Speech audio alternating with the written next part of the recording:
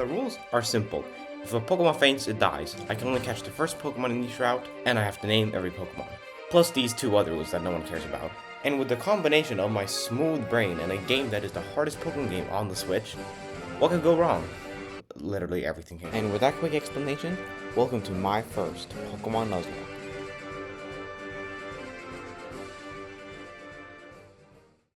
The game in Nuzlocke starts with us picking a language, character, and naming our rival, who I choose to name after my good friend the Midler, who's making grand efforts to catch up to us in subscribers.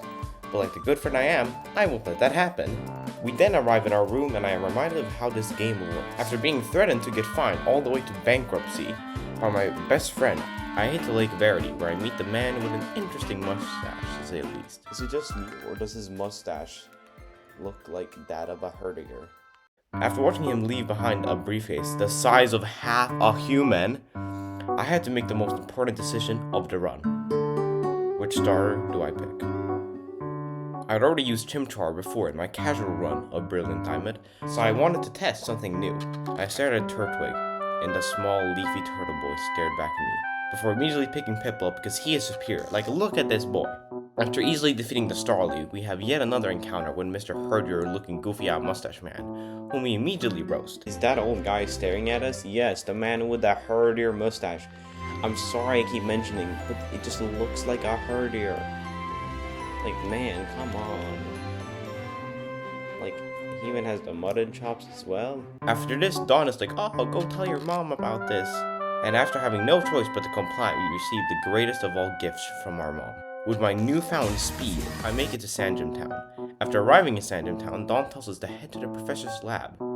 Dude, Ilka heard we wanted polished Pokemon games, so was like, I got you, bro. Alrighty then, I'll give you that Piplup as a gift. Now that it's yours, would you like to give it a nickname? It's one of the 3 vital rules. We're naming him after a legend. Kowalski. Kowalski the Piplup will lead us to victory. This is what I wish to ask of you. I want to trust you with this Pokedex. Will you use it to record data? No.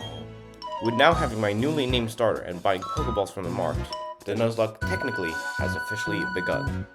I start by immediately grabbing my Route 201 encounter, which is surprisingly underwhelming, since both the Route 201 and Lake Verity can only spawn 2 different Pokemon, meaning our encounters were quite uneventful. Male Starly. What do we name him?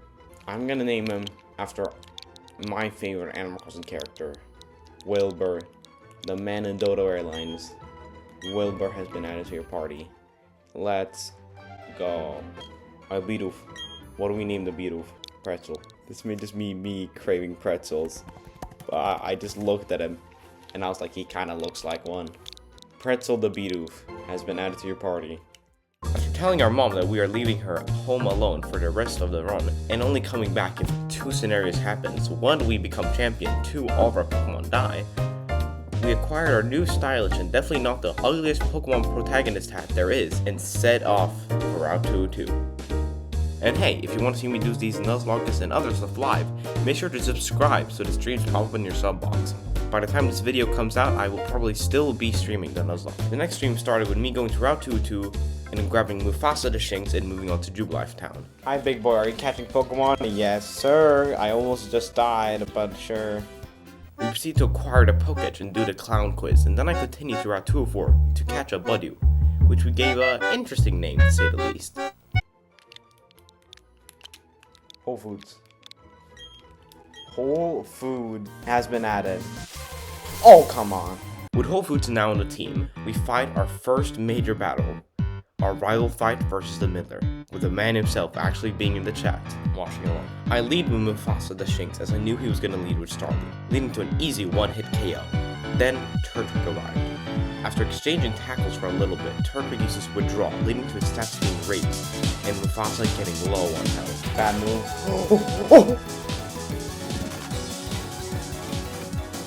Oh my god. A quick switch to Wilbur and 2 quick attacks did the job. We leave the battle with 0 death, and having more confidence than ever, I went on to defeat the gym. Before fighting a gym though, we had to grab a Route 2 or 3 Pokemon. Since it was daytime, this could only be Abra. So after many attempts to find Abra, I probably pulled one of the biggest blunders I can make. Do we only have male Pokemon? Any other name suggestions in chat? Let me think here. What's a good name for an Abra? Marks. Oh! That did not happen. That did not happen. Resulting in me being bullied by chat and having to release the Abra, and getting no Pokemon in Route 203.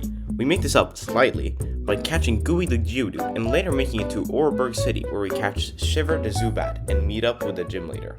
After walking into the gym with a slightly underleveled team to say the least, I defeat the first 2 gym trainers with ease. Now all that stands left is the first gym leader, Roark. Roark leads with Geodude, which proves not to be a match for our precious Piplup Kowalski. Roark sends out Onyx next, which would have been a one-shot KO if it wasn't for Sturdy, meaning he was able to set up Stealth Rock, which may or may not be vital for the rest of the battle. When it comes to the final Pokemon, his Cranidos, he outspeeds us, causing stuff to go down. Oh! Headbutt does a lot. Do we switch? Do we switch? I mean, I can't afford to lose Kowalski. We could go into Pretzel. We're gonna go into Pretzel. He potions up. Alright, so Bidoof does not get hit here. It's time. Just spam roll out, and we might win. Alright, roll out number 1. That doesn't do a lot. Headbutt. No! With Pretzel now dead, I try to switch to Whole Foods, but I proceed to get flinched, meaning you have to sacrifice Gooey. Turns out, Gooey is a tank, meaning we were able to get 2 rollouts in before Bulldoze kills Gooey. I now have to make a decision. Cranidos is low on health, and switching to Wilbur might be a win. Considering he has a quick attack, but since quick attack isn't very effective, it might not kill. And if Wilbur dies, Kowalski might die as well. Then we're 100% screwed for entire Nuzlocke is over, and then we literally just quick attacked and Wilbur got us the win. And that was it. I had acquired my first Pokemon Nuzlocke gym badge, but sadly, 2 comrades had fallen in the process. But we still move on, pushing till we reach Cynthia and her godforsaken team. Either that or we sweep to Mars Progly.